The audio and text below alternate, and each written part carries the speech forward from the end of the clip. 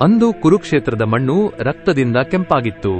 ಅಜೇಯ ಧನುರ್ಧಾರಿ ಅರ್ಜುನನ ಮಗ ಅಭಿಮನ್ಯುವನ್ನು ಕೊಲ್ಲಲು ಯುದ್ಧದ ಎಲ್ಲಾ ನಿಯಮಗಳನ್ನು ಗಾಳಿಗೆ ತೂರಲಾಗಿತ್ತು. ಆದರೆ ಈ ಮಹಾದ್ರೋಹದ ಹಿಂದೆ ಇದ್ದದ್ದು ಶತ್ರುಗಳಲ್ಲ, ಬದಲಾಗಿ ಸಾಕ್ಷಾತ್ ಪಾಂಡವರೇ ದೈವವೆಂದು ನಂಬಿದ್ದ ಅವರ ಗುರು ದ್ರೋಣಾಚಾರ್ಯರು. ಒಬ್ಬ ಶ್ರೇಷ್ಠ ಬ್ರಾಹ್ಮಣ, ರಾಜಗುರು ಮತ್ತು ಧರ್ಮದ ಮಾರ್ಗದರ್ಶಿಯಾಗಿದ್ದ ದ್ರೋಣರು ಅಂದು ಅಧರ್ಮದ ಪರವಾಗಿ ನಿಲ್ಲಲು ಕಾರಣವೇನು? ಅವರ ಜೀವನದ ಒಂದು ಸಣ್ಣ ಸೇಡು ಇಡೀ ಕುರುವಂಶದ ವಿನಾಶಕ್ಕೆ ಕಾರಣವಾಯಿತೆ?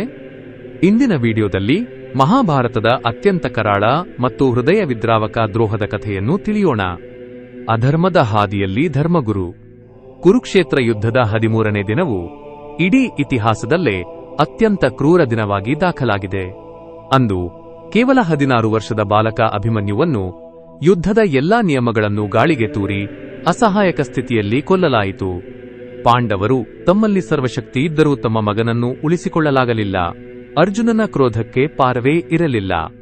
ಆದರೆ ಈ ಎಲ್ಲಾ ಘಟನೆಗಳ ಹಿಂದೆ ಇದ್ದವರು ಒಬ್ಬ ಬ್ರಾಹ್ಮಣ ಶ್ರೇಷ್ಠ ಹಾಗೂ ಪಾಂಡವರು ಮತ್ತು ಕೌರವರಿಗೆ ಅಸ್ತ್ರವಿದ್ಯೆ ಕಲಿಸಿದ ಮಹಾಗುರು ದ್ರೋಣಾಚಾರ್ಯರು. ಬಡತನದಲ್ಲಿ ಹುಟ್ಟಿ ರಾಜಗುರುವಾಗಿ ಬೆಳೆದು ಅಂತಿಮವಾಗಿ ಅಧರ್ಮದ ಪರವಾಗಿ ನಿಂತ ದ್ರೋಣರ ಕಥೆ ಅತ್ಯಂತ ರೋಚಕವಾಗಿದೆ. ಬಾಲ್ಯ ಮತ್ತು ದೃಪದನೊಂದಿಗಿನ ಸ್ನೇಹ. ಭರದ್ವಾಜ ಮುನಿಗಳ ಪುತ್ರನಾಗಿ ಜನಿಸಿದ ದ್ರೋಣರು ಬಾಲ್ಯದಿಂದಲೇ ವೇದ ಮತ್ತು ಯುದ್ಧ ಕಲೆಗಳಲ್ಲಿ ನಿಪುಣರಾಗಿದ್ದರು. ಅವರ ತಂದೆಯ ಆಶ್ರಮಕ್ಕೆ ಪಾಂಚಾಲ ದೇಶದ ರಾಜಕುಮಾರ ದೃಪದನು ವಿದ್ಯಾಭ್ಯಾಸಕ್ಕಾಗಿ ಬಂದಿದ್ದನು. ದ್ರೋಣ ಮತ್ತು ದೃಪದ ಆತ್ಮೀಯ ಸ್ನೇಹಿತರಾದರು. ಆ ಸಮಯದಲ್ಲಿ ಭಾವುಕನಾದ ದೃಪದನು, ನಾನು ರಾಜನಾದ ಮೇಲೆ ನನ್ನ ರಾಜ್ಯದ ಅರ್ಧ ಭಾಗವನ್ನು ನಿನಗೆ ನೀಡುತ್ತೇನೆ ಎಂದು ದ್ರೋಣರಿಗೆ ಮಾತು ಕೊಟ್ಟಿದ್ದನು. ಕಾಲ ಉರುಳಿತು. ದ್ರೋಣರು ಕೃಪೆಯೊಡನೆ ವಿವಾಹವಾದರು ಮತ್ತು ಅವರಿಗೆ ಅಶ್ವತ್ಥಾಮ ಎಂಬ ಮಗ ಜನಿಸಿದನು. ಆದರೆ ಅವರ ಬಡತನ ಇಷ್ಟಿತ್ತೆಂದರೆ ಮಗನಿಗೆ ಹಾಲು ಕೊಡಲು ಹಣವಿಲ್ಲದೆ ಹಿಟ್ಟಿನಲ್ಲಿ ನೀರು ಬೆರೆಸಿ ಹಾಲಿನಂತೆ ಕುಡಿಸುವ ಪರಿಸ್ಥಿತಿ ಬಂದೊದಗಿತ್ತು. ತಮ್ಮ ದೈನ್ಯ ಸ್ಥಿತಿಯನ್ನು ಕಂಡು ಮರುಗಿದ ದ್ರೋಣರಿಗೆ ಬಾಲ್ಯದ ಗೆಳೆಯ ದೃಪದನ ಮಾತು ನೆನಪಾಯಿತು. ಅವರು ಸಹಾಯ ಬೇಡಿ ಪಾಂಚಾಲದ ಅರಮನೆಗೆ ಹೋದರು. ಆದರೆ ಅಧಿಕಾರದ ಮದದಲ್ಲಿದ್ದ ದೃಪದನು ಅವರನ್ನು ಗುರುತಿಸಲಿಲ್ಲ.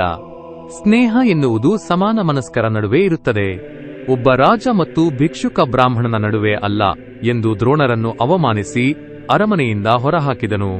ಈ ಅಪಮಾನ ದ್ರೋಣರ ಮನಸ್ಸಿನಲ್ಲಿ ಸೇಡಿನ ಕಿಚ್ಚನ್ನು ಹಚ್ಚಿತು. ದೃಪದನ ಅಹಂಕಾರವನ್ನು ಅಳಿಸುವುದೇ ಅವರ ಜೀವನದ ಗುರಿಯಾಯಿತು. ಹಸ್ತಿನಾಪುರದ ರಾಜಗುರುವಾಗಿ ದ್ರೋಣರು. ನಂತರ ದ್ರೋಣರು ಹಸ್ತಿನಾಪುರಕ್ಕೆ ಬಂದು ಕೌರವ ಮತ್ತು ಪಾಂಡವರಿಗೆ ಗುರುಗಳಾದರು. ಅವರ ಶಿಕ್ಷಣ ಮುಗಿದ ನಂತರ ದ್ರೋಣರು ಗುರುದಕ್ಷಿಣೆಯಾಗಿ ದೃಪದನನ್ನು ಸೆರೆ ಹಿಡಿದು ತರುವಂತೆ ಕೇಳಿದರು. ಕೌರವರು ಈ ಕಾರ್ಯದಲ್ಲಿ ಸೋತರೆ ಪಾಂಡವರು ದೃಪದನನ್ನು ಸೋಲಿಸಿ ದ್ರೋಣರ ಪಾದದ ಮುಂದೆ ತಂದು ನಿಲ್ಲಿಸಿದರು. ದ್ರೋಣರು ದೃಪದನ ಅರ್ಧರಾಜ್ಯವನ್ನು ವಶಪಡಿಸಿಕೊಂಡು ಉಳಿದರ್ಧವನ್ನು ಅವನಿಗೆ ಮರಳಿಸಿ, ಈಗ ನಾವು ಸಮಾನರು, ಈಗಲಾದರೂ ಸ್ನೇಹಿತರಾಗೋಣವೇ ಎಂದು ಕೇಳಿದರು. ಆದರೆ ಈ ಘಟನೆಯು ದೃಪದನ ಮನಸ್ಸಿನಲ್ಲಿ ದ್ರೋಣರನ್ನು ಕೊಲ್ಲಬಲ್ಲ ಮಗನಿಗಾಗಿ ಹಂಬಲಿಸುವಂತೆ ಮಾಡಿತು.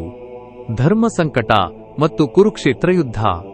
ದ್ರೋಣರು ಹಸ್ತಿನಾಪುರದ ಅನ್ನವನ್ನು ಉಂಡಿದ್ದರಿಂದ ಅವರು ಸಿಂಹಾಸನಕ್ಕೆ ಬದ್ಧರಾಗಿದ್ದರು.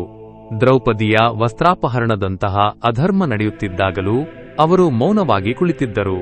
ಕುರುಕ್ಷೇತ್ರ ಯುದ್ಧ ಪ್ರಾರಂಭವಾದಾಗ ಅನಿವಾರ್ಯವಾಗಿ ಅವರು ಕೌರವರ ಪರವಾಗಿ ನಿಲ್ಲಬೇಕಾಯಿತು. ಭೀಷ್ಮರ ಪತನದ ನಂತರ ದ್ರೋಣರು ಸೇನಾಧಿಪತಿಯಾದರು. ಅವರು ಯುಧಿಷ್ಠಿರನನ್ನು ಜೀವಂತವಾಗಿ ಹಿಡಿಯಲು ಪಣತೊಟ್ಟರು. ಆದರೆ ಪ್ರತಿ ಬಾರಿಯೂ ಅರ್ಜುನನು ಅಡ್ಡಬರುತ್ತಿದ್ದನು. ಇದರಿಂದ ಕೆರಳಿದ ದುರ್ಯೋಧನನು ದ್ರೋಣರ ನಿಷ್ಠೆಯನ್ನು ಪ್ರಶ್ನಿಸಿದನು. ಆಗ ಅವರು ಕುರುಕ್ಷೇತ್ರ ಯುದ್ಧದ 13ನೇ ದಿನದಂದು ಘೋರವಾದ ಚಕ್ರವ್ಯೂಹವನ್ನು ರಚಿಸಿದರು. ಅಭಿಮನ್ಯುವಿನ ವಧೆ ಮತ್ತು ಮಹಾಪಾಪ. ಚಕ್ರವ್ಯೂಹವನ್ನು ಭೇದಿಸಲು ಅರ್ಜುನನಿಲ್ಲದ ಸಮಯದಲ್ಲಿ ಬಾಲಕ ಅಭಿಮನ್ಯು ಒಳಗೆ ನುಗ್ಗಿದನು. ಆದರೆ ದ್ರೋಣರ ಮಾರ್ಗದರ್ಶನದಲ್ಲೇ ಜಯದ್ರಥನು ಇತರ ಪಾಂಡವರನ್ನು ತಡೆದನು. ಒಳಗೆ ಏಕಾಂಗಿಯಾಗಿದ್ದ ಅಭಿಮನ್ಯುವಿನ ಮೇಲೆ ದ್ರೋಣ, ಕರ್ಣ, ದುರ್ಯೋಧನ ಸೇರಿದಂತೆ 7 ಮಹಾರಥಿಗಳು ಒಟ್ಟಾಗಿ ದಾಳಿ ಮಾಡಿದರು. ಯುದ್ಧದ ನಿಯಮದ ಪ್ರಕಾರ ಒಬ್ಬನ ಮೇಲೆ ಒಬ್ಬನೇ ಹೋರಾಡಬೇಕು. ಆದರೆ ದ್ರೋಣರು ತಮ್ಮ ಕಣ್ಣ ಮುಂದೆಯೇ ಅಧರ್ಮದಿಂದ ಅಭಿಮನ್ಯುವನ್ನು ಕೊಲ್ಲಲು ಅನುಮತಿಸಿದರು. ಇದು ದ್ರೋಣರ ಜೀವನದ ಅತಿದೊಡ್ಡ ಕಪ್ಪು ಚುಕ್ಕೆಯಾಯಿತು. ಅಂತಿಮ ಪತನ. ಅಶ್ವತ್ಥಾಮ ಹತೋಹತಃ. 15ನೇ ದಿನದ ಯುದ್ಧದಲ್ಲಿ ದ್ರೋಣರನ್ನು ಸೋಲಿಸುವುದು ಅಸಾಧ್ಯವೆಂದು ಮನಗಂಡ ಕೃಷ್ಣನು ಒಂದು ತಂತ್ರ ರೂಪಿಸಿದನು. ದ್ರೋಣರಿಗೆ ತಮ್ಮ ಮಗ ಅಶ್ವತ್ಥಾಮನ ಮೇಲೆ ಅಪಾರ ಪ್ರೀತಿ ಇತ್ತು. ಭೀಮನು ಅಶ್ವತ್ಥಾಮ ಎಂಬ ಹೆಸರಿನ ಆನೆಯನ್ನು ಕೊಂದು ಅಶ್ವತ್ಥಾಮ ಸತ್ತನು ಎಂದು ಕೂಗಿದನು. ಇದನ್ನು ಖಚಿತಪಡಿಸಿಕೊಳ್ಳಲು ದ್ರೋಣರು ಧರ್ಮರಾಜನ ಬಳಿ ಹೋದರು. ಕೃಷ್ಣನ ಸಲಹೆಯಂತೆ ಯುಧಿಷ್ಠಿರನು ಅಶ್ವತ್ಥಾಮ ಹತೋಹತಃ ಎಂದನು. ಅಂದರೆ ಅಶ್ವತ್ಥಾಮ ಸತ್ತನು, ಅದು ಆನೆಯೋ ಅಥವಾ ಮನುಷ್ಯನೋ ಎಂದು ನುಡಿದನು. ಆದರೆ ಶಂಖದ ಸದ್ದಿನಿಂದಾಗಿ ದ್ರೋಣರಿಗೆ ಎರಡನೇ ವಾಕ್ಯ ಕೇಳಿಸಲಿಲ್ಲ.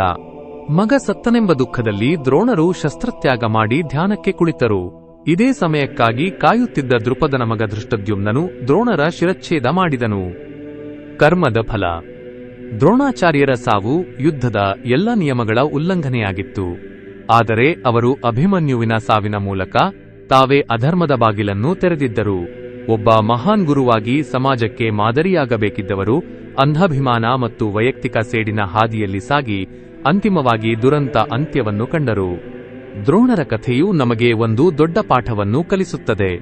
ಎಷ್ಟೇ ದೊಡ್ಡ ವಿದ್ವಾಂಸರಾದರೂ ಅಧರ್ಮದ ಪರವಾಗಿ ನಿಂತರೆ ಪತನ ಅನಿವಾರ್ಯ. ಈ ವಿಡಿಯೋ ನಿಮಗೆ ಇಷ್ಟವಾಗಿದ್ದರೆ ಈ ವಿಡಿಯೋವನ್ನು ಲೈಕ್ ಮಾಡಿ, ಶೇರ್ ಮಾಡಿ ಮತ್ತು ಇಂತಹ ಮತ್ತಷ್ಟು ವಿಡಿಯೋಗಳಿಗಾಗಿ ನಮ್ಮ ಚಾನೆಲ್ ಅನ್ನು ಸಬ್ಸ್ಕ್ರೈಬ್ ಮಾಡಿ. ಯುಗಾಂಶ. ಯುಗಗಳ ಇತಿಹಾಸ, ವಿಜ್ಞಾನದ ರಹಸ್ಯ, ಇನ್ಯಾರೂ ಹೇಳದ ಸತ್ಯದ ಏಕೈಕ ಅಂಶ.